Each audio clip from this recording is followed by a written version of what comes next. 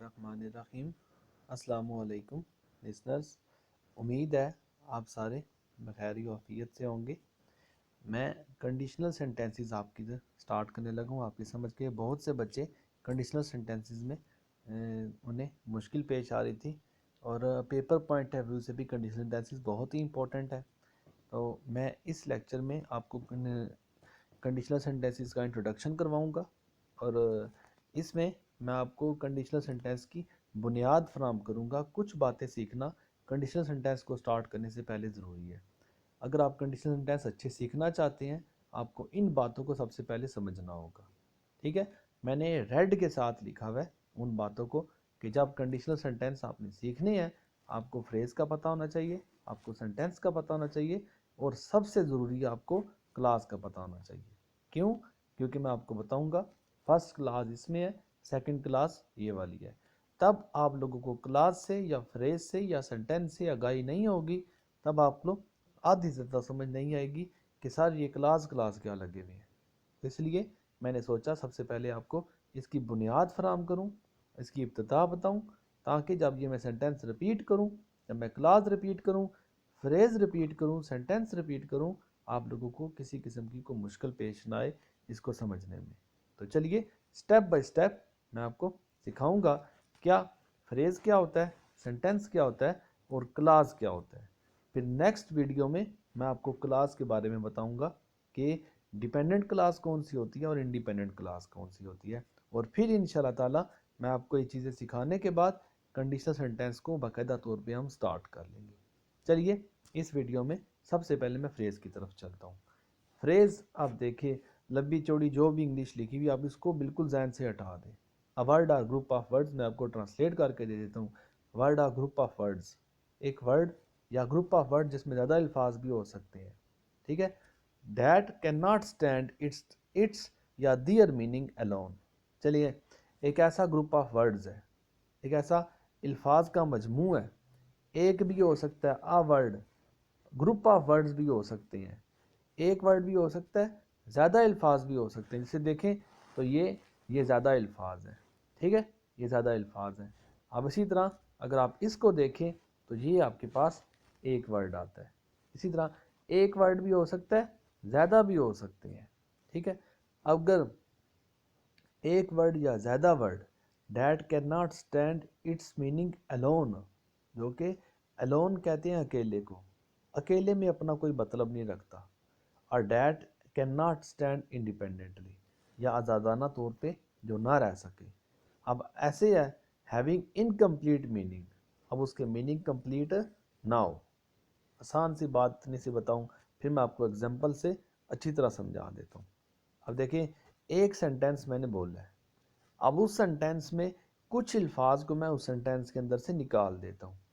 अब जब मैंने उस सेंटेंस को वो अल्फाज निकालने के बाद रीड किया सेंटेंस, तो फिर भी मुझे समझ आया, लेकिन वो अल्फाज अगर मैं अकेले में बोलता हूँ तो मुझे समझ नहीं आएंगे। तो वो अल्फाज जो सेंटेंस के अंदर से निकालने के बाद सेंटेंस पे कोई असर ना पड़े, तो वो अल्फाज फ्रेज होते हैं। चलिए मैं एग्जांपल के साथ आपको इस चीज़ को समझाता हूँ। सबसे पहले एग्जांपल देखें, I did my work gracefully. चलिए, मैंने अपना काम, I did my work, I did my work मैंने किया, माई वर्क मेरा काम किया, अपना काम किया, ग्रेसफुली बड़ी ग्रेटनेस के साथ, बड़ा अच्छा मैंने अपना काम किया। अच्छा जी, चले अब मैं फ्रेज़ का फ़र्क मैंने अंडरलाइन किया है। क्या मैं क्या करता हूँ, मैं यहाँ से ना मैं सेंटेंस इतना रीड करता हूँ, ग्रेसफुली को मैं साइड पे कर देता हूँ। अब बन गया I did my work, I did my work मैंने अपना काम ख़त्म किया, मैंने अपना काम कर लिया। बात ख़त्म, आ गई, बात हमें समझ लग गई। अब जो वर्ड हमने अलग किया ग्रेसफुली, अब मैंने क्या किया, मैंने ग्रेसफुली को, इस ग्रेसफुली को मैंने इस लाइन के साथ से अलग कर लिया। जस्ट ग्रेसफुली आप साइड पे लिख दें, जस्ट ग्रेसफुली मैंने इसे साइड पे लिख दिया।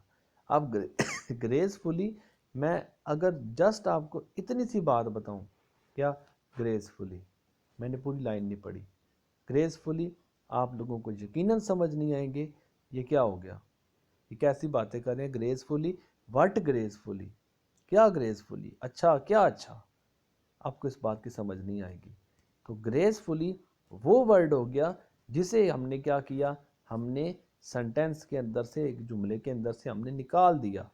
अब जब निकाला तो अपने मीनिंग से क्या हुआ, हैविंग इनकम्प्लीट मीनिंग, क्या करेगा, इनकम्प्लीट मीनिंग देगा। जब भी वर्ड सेंटेंस के अलग से, सेंटेंस के अंदर से अलग करते हैं, इनकम्प्लीट मीनिंग देगा। ठीक है, बाकी यहाँ पे देखें सेंटेंस के अंदर इसका कोई असर नहीं पड़ा, अलग हो के भी सेंटेंस अपना वजूद रखता है, सेंटेंस के अंदर हमने अपने मीनिंग बरकरार रखे हुए हैं। आइडेंटिटी मार्क बात समझ आ जाती है कि मैंने अपना काम ख़त्म कर लिया। बाकी देखें अब ये हमने समझना है, अगर जस्ट अकेला वर्ड ग्रेसफुली है, हमने ग्रेसफुली को समझना है, हमें सेंटेंस की ज़रूरत पड़ेगी कि ग्रेसफुली सेंटेंस के साथ अपने मीनिंग देगा, विदाउट सेंटेंस इसके कोई मीनिंग नहीं होते।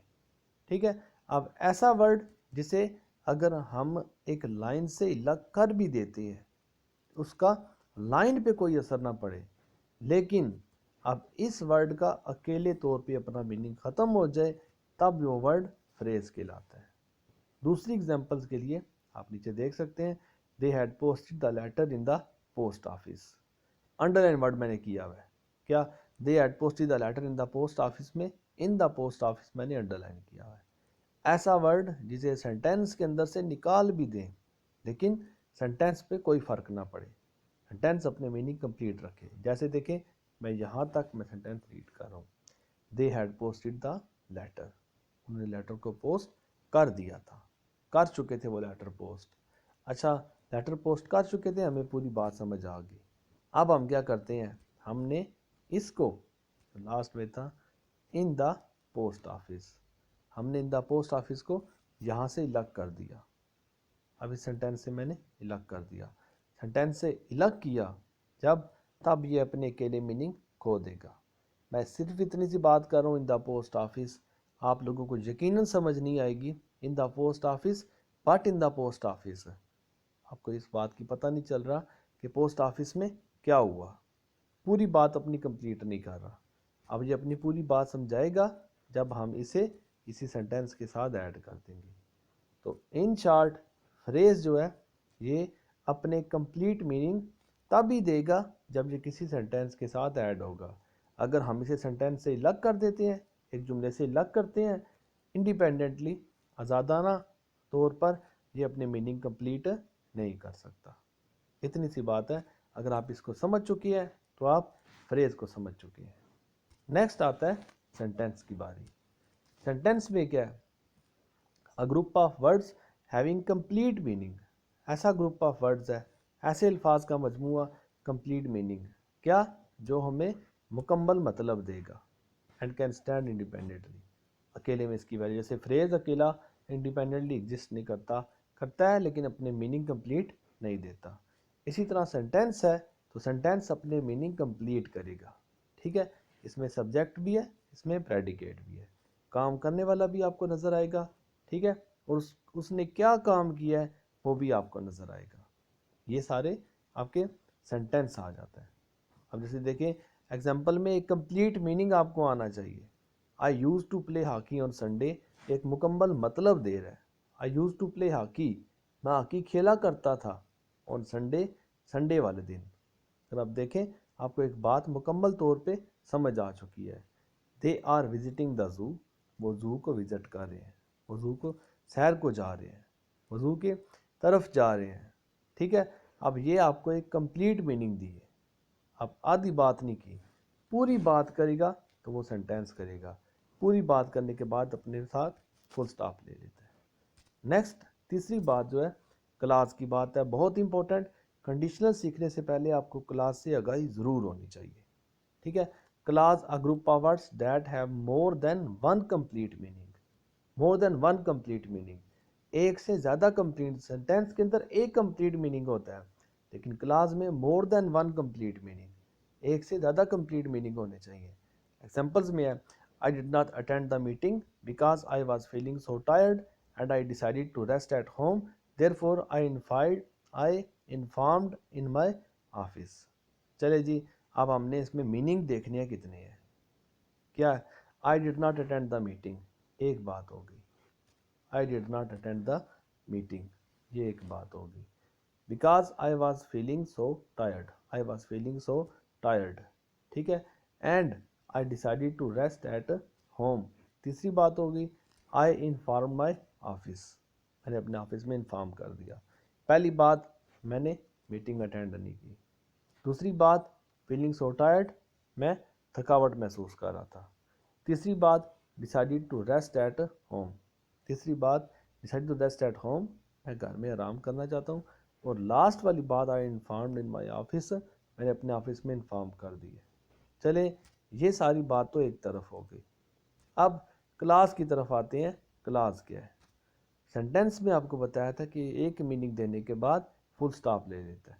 اب اس میں ایک میننگ، دو میننگ، تین ہے اور چار میننگ آ گئے، جبکہ سینٹینس یہاں سے سٹارٹ ہوا اور یہاں پہ جا کے ختم ہوا ہے.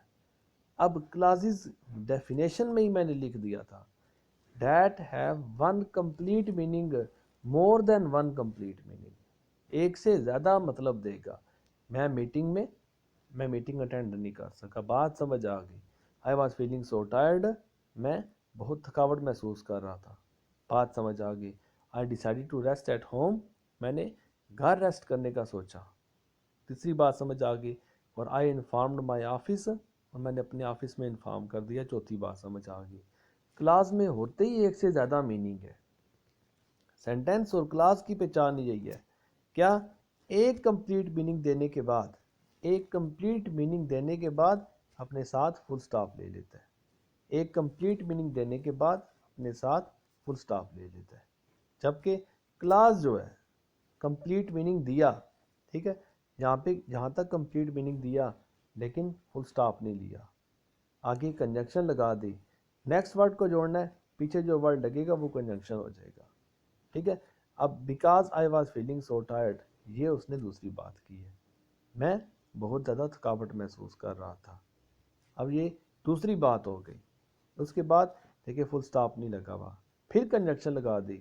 آئی decided to rest at home, میں نے ڈیسائیڈ کیا ریسٹ ایٹ ہوم کہ میں گھر میں ریسٹ کروں گا. تیسری بات ہو گئی. پھر سٹاپ نہیں ہوا، پھر فل سٹاپ نہیں لگا، میں نے کیا کیا؟ پھر کنجنکشن لگائی. آئی انفارمڈ ان مائی آفس، میں نے اپنے آفس میں انفارم کر دیا. دیکھیں تین چار باتیں وداؤٹ فل سٹاپ چل رہی ہیں، درمیان میں کنجنکشن لگتے جا رہے ہیں. اس کنجنکشن کے بعد ہم نے کیا کیا؟ ہم نے سینٹینس جب لاسٹ میں آیا تو ہم نے اس کو ختم کر دیا. تو کلاس آپ سمجھ چکے ہوں گے کہ سینٹینس ایک کمپلیٹ میننگ دینے کے بعد فل سٹاپ لے لیتا ہے. لیکن کلاس میں ہم اسے یہ نہیں کہتے اس میں ایک کمپلیٹ میننگ ہے، دو کمپلیٹ میننگ ہے، تین ہے یا چار ہے.